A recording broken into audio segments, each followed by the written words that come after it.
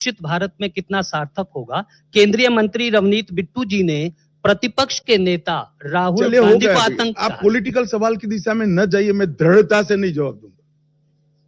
बार बार कहना पड़े अच्छा नहीं लगता है। ऐसा कुछ है कि prime minister Modi ji Manipur visit करेंगे? और सेकंड, चीफ मिनिस्टर अभी भी कंटिन्यू कर रहे हैं। सर, चीफ मिनिस्टर अभी भी कंटिन्यू कर रहे हैं इतना वायलेंस के बाद भी। आप कुछ प्लान है ऐसा है करने का मणिपुर का? सवाल कर सकते हैं, बहस नहीं कर सकते। सर 44।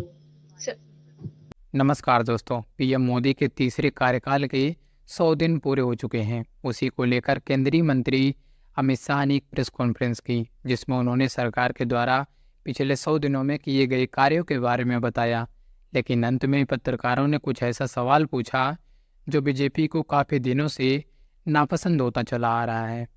उन सवालों पर अमित शाह पत्रकारों पर भड़क जाते हैं और कहते हैं कि सवाल पूछो, बहस नहीं। विकसित भारत में कितना सार्थक होगा। केंद्रीय मंत्री रवनीत बिट्टू जी ने प्रतिपक्ष के नेता राहुल गांधी को आतंक। आप पॉलिटिकल सवाल की दिशा में न जाइए, मैं दृढ़ता से नहीं जवाब दूंगा। बार बार कहना पड़े अच्छा नहीं लगता है। सो मेरी क्वेश्चन है, ये मणिपुर के साथ ही है सारा। प्राइम मिनिस्टर नरेंद्र मोदी जी का बर्थडे है और इस बर्थडे में मणिपुर में विजिट करने का कुछ डिसीजन अनाउंस करके कुछ ऐसा कुछ है कि prime minister Modi ji Manipur visit करेंगे? और सेकंड, चीफ मिनिस्टर अभी भी कंटिन्यू कर रहे हैं। सर, चीफ मिनिस्टर अभी भी कंटिन्यू कर रहे हैं इतना वायलेंस के बाद भी। आप कुछ प्लान है ऐसा करने का मणिपुर का? सवाल कर सकते हैं, बहस नहीं कर सकते। सर 44। तो देखा दोस्तों, अपने किस तरीके से अमित शाह उन सवालों से तिल मिला गए और पत्रकारों पर ही अपना गुस्सा दिखाने लगे। आखिर पूरा मामला क्या है तो आपको बता दें। दरअसल प्रेस कॉन्फ्रेंस के दौरान पत्रकार ने रवनीत सिंह बिट्टू के द्वारा राहुल गांधी पर दिए गए बयान पर अमित शाह से सवाल पूछा, जिसके बाद सवालों के जवाब देने के बजाय अमित शाह उल्टा पत्रकार पर ही भड़क जाते हैं और कहते हैं कि राजनीतिक सवालों का जवाब नहीं देंगे। उसके बाद एक और पत्रकार ने मणिपुर में हो रही हिंसा के बारे में सवाल पूछा। मणिपुर में हो रही हिंसा पर तो अमित शाह बात करते हैं, लेकिन मुख्यमंत्री के इस्तीफे पर उन्होंने कुछ नहीं कहा। जैसे ही पत्रकार ने इस्तीफे का नाम लिया, अमित शाह तुरंत भड़क जाते हैं और कहते हैं कि सवाल करो, बहस नहीं। अमित शाह के द्वारा पत्रकारों के इन सवालों पर इस तरीके से चिढ़ने और तिल मिलाने पर विपक्ष ने भी अपना निशाना साध लिया।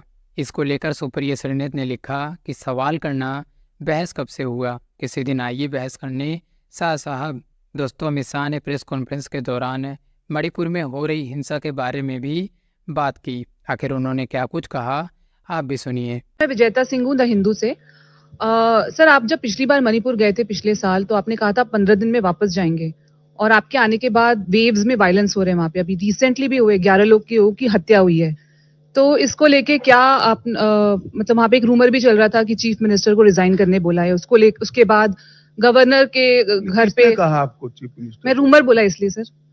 और वहां पे गवर्नर हाउस में भी काफी पथराव हुआ, जो हम कहीं और नहीं देखते हैं किसी देश के किसी हिस्से में। तो मणिपुर के लिए क्या स्ट्रैटेजी है 100 डेज में? देखिए, अभी हाल ही के दिन में 2 घटनाएं, तीन दिन तक हिंसक घटनाएं हुई।